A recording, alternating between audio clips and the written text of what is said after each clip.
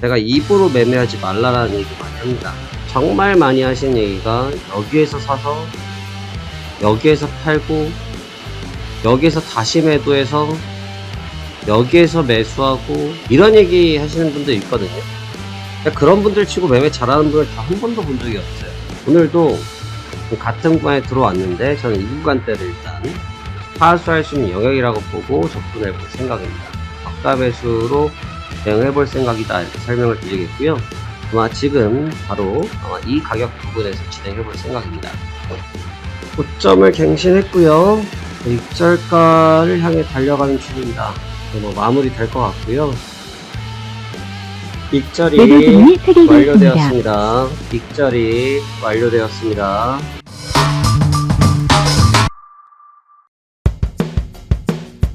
자, 안녕하십니까. 화승원 송대표입니다. 2024년도 1월 8일 현재시간 오후 1시 3분입니다. 자, 오늘 매매 첫 번째 진행해볼까 합니다.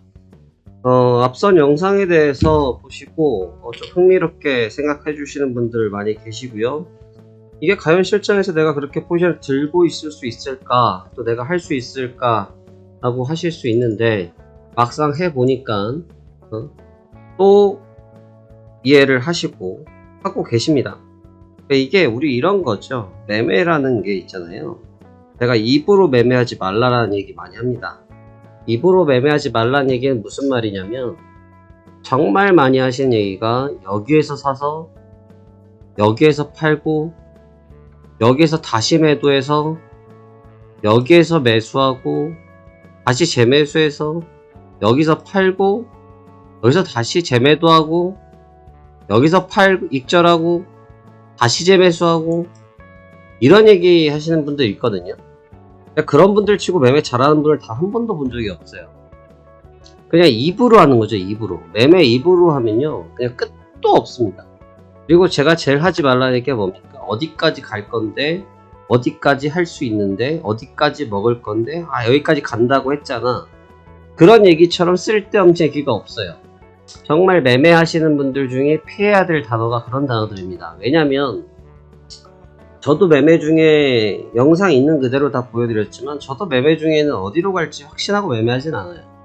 익절 가격을 걸어두는 이유는 뭐냐면 제가 보고 있는 뷰에서 가능성에 대해서 보는 거고 그게 실패할 경우에 가격을 조정하기도 합니다. 그렇기 때문에 우리가 실전 매매에 있어서 라인이 이러니까 이렇게 될 거고 라인이 저러니까 저렇게 될 거고 신호가 이러니까 이렇게 될 거고 라는 생각을 치워버려야 돼요. 하나도 일절 도움이 되지 않습니다. 그래서 매매는 내가 가지고 있는 가장 중심선을 가지고 가시는 게 좋고요.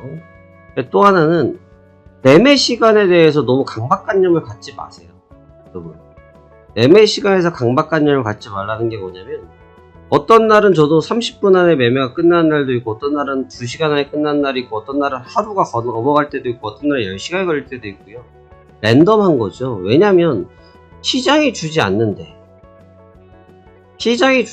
내가 스스로 내 매매 시간을 정한다는 것만큼 건방진 거죠. 그건 시장에 대해서 건방진 겁니다. 내가 시장을 만든 사람도 아닌데. 그렇죠? 그래서 저 역시도 시장이 이렇다 저렇다라고 단정지어 말할 수는 없습니다. 여러분들도 마찬가지고요. 그래서 항상 시장에서는 내가 중심을 잘 잡고 그 다음에 내가 가고 있는 길에 대해서 너무 일희일비하지 마시고 큰 뷰를 잘 찾아가시면서 따라가시는 것이 좋은 전략이 될 수 있다라는 말씀을 드리면서 오늘 내용 시작해 볼까 합니다.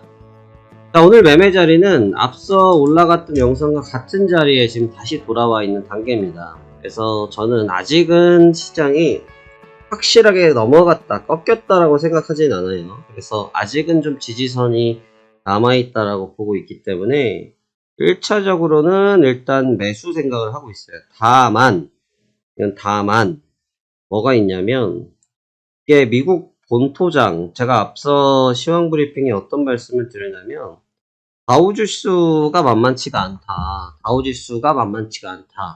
지금 버티고 있는 게 용하다라는 말씀을 드렸는데 다우지수가 빠지면 나스닥도 어찌됐든 영향을 받아요.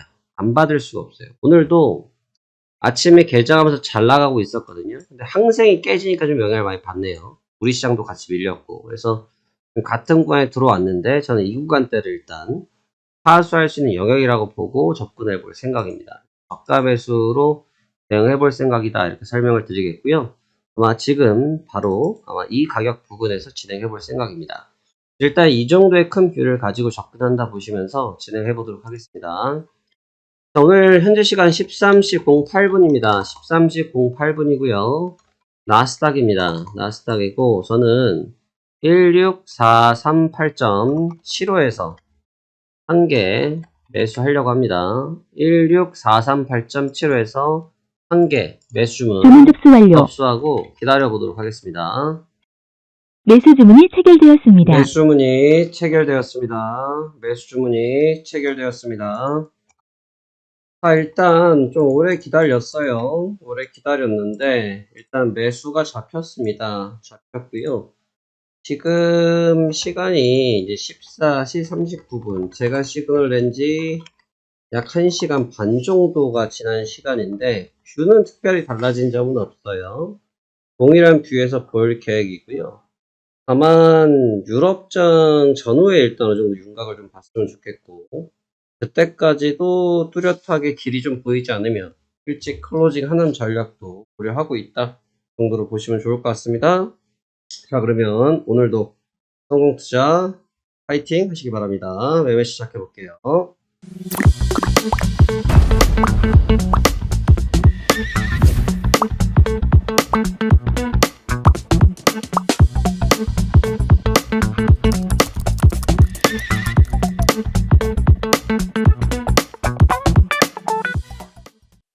지금 반등을 시작했거든요. 지금 반등을 시작했는데 제가 지금 유심히 좀 보는 건 뭐냐면 지금 옆에 띄워드리는 차트는 지금 코스피예요. 지금 보시면 속도는 나스닥이 좀 빠른 느낌이시긴 한데 먼저 반등했거든요. 먼저 코스피가 먼저 반등을 하고 그러면서 지금 흐름을 따라오는 모습이에요. 제가 지금 왜 다른 나라 증시랑 미국 선물이랑서 비교를 하냐면요. 지금 시장 여건의 중요한 포인트가 뭐냐면 현재 구간이 글로벌 추세냐 아니면 한 국가의 추세냐예요. 그러니까 글로벌 추세의 개념이 되면 증시의 트렌드가 전 세계적으로 동조화되기 때문에 같이 강해지는 경향이 있어요. 이번에 12월 장세에서 보시면 우리나라만 얘기할게요. 일본, 중국 뭐 알긴 알더라도 그냥 제일 쉬운 우리나라 갖고 얘기를 합시다. 우리나라 코스피가 2600포인트를 뚫은 게 사실상 언제 뚫었냐면 12월 말이 돼서 뚫었어요. 그러니까 11월부터 12월까지 미국 증시가 계속 좋았잖아요. 근데 한국 증시는 거의 납해일이 장 마감일이 다가와서 며칠 남겨놓지 않고 2600을 뚫었거든요. 사실 미국 혼자 랠리를 한 거예요.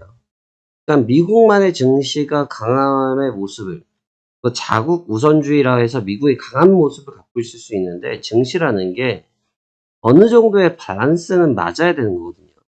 니는 가 나는 안 가 이런 느낌의 증시는 약하기 마련이에요. 그렇기 때문에 제가 미국 증시에 대해서만 무조건 호전적인 얘기를 드릴 수가 없었는데 대신 지금 미국이 조정을 좀 주는 타이밍에 또 보시면 아시아가 조정을 같이 먹고 있어요. 그러니까 지금 우리나라 같은 경우 조정을 같이 받고 있는 상태에서 여기서 만약에 리바운드를 친다 라고 할 때는 글로벌 동조화 흐름이 나타날 수 있어요.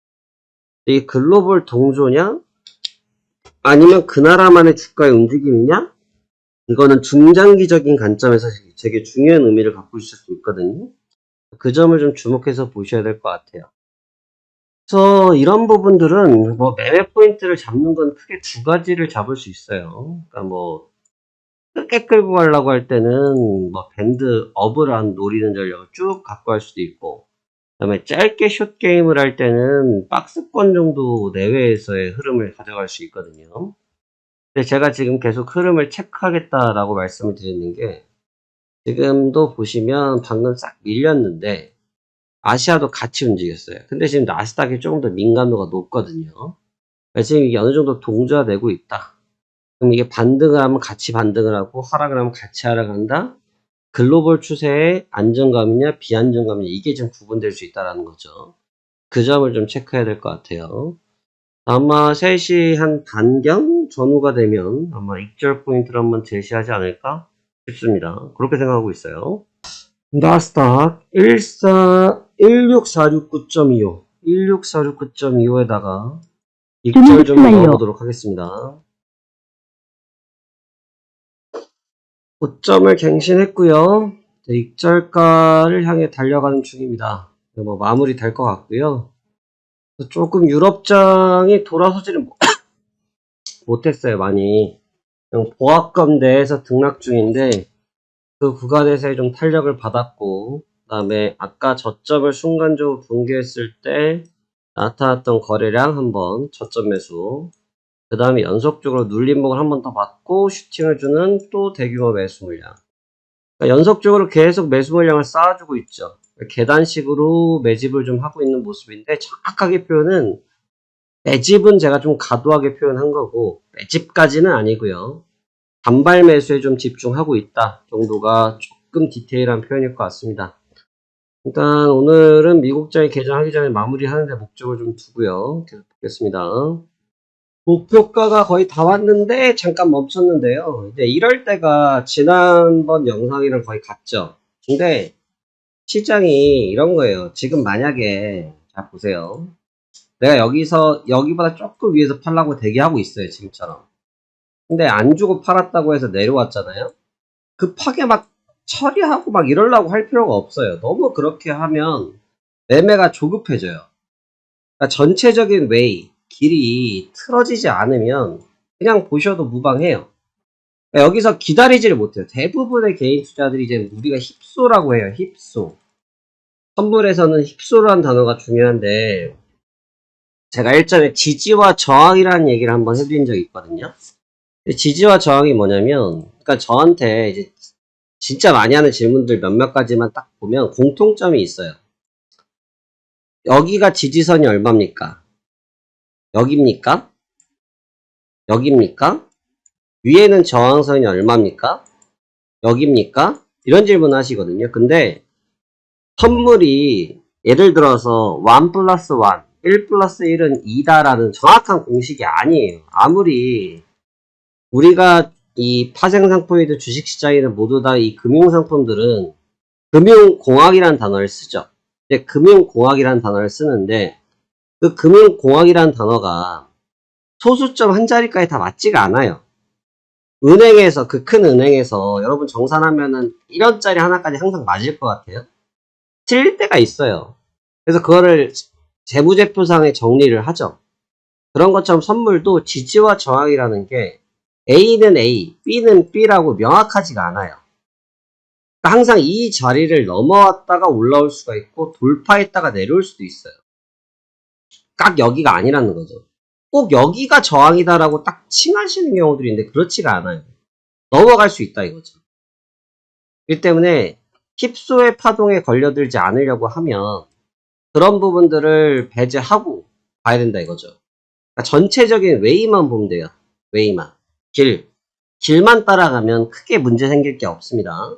그 점 다시 기억하시고요. 익절이 완료되었습니다. 익절이 완료되었습니다. 그래서 이렇게 해서 익절이 완료됐고요. 그래서 오늘 매매도 이렇게 종료가 됐습니다. 체결하고 나서 약 7시간 좀 안 걸렸죠. 그래서 뭐 1시간당 뭐 10만원 꼴 정도 벌었네요. 근데 매매를 저는 더 이상 안 할 겁니다. 그래서 클로징인데 이렇게 가고자 하는 흐름을 따라가다 보면 우리가 충분히 대응할 수 있다. 이 점을 기억하시면 좋을 것 같고요. 자, 오늘 매매도 성공적으로 잘 마무리됐습니다. 오늘도 수고 많으셨고요. 다음 시간에 또 좋은 매매로 같이 한번 뵙도록 하겠습니다. 오늘도 수고 많으셨습니다. 감사합니다. 화생왕 송 대표였습니다.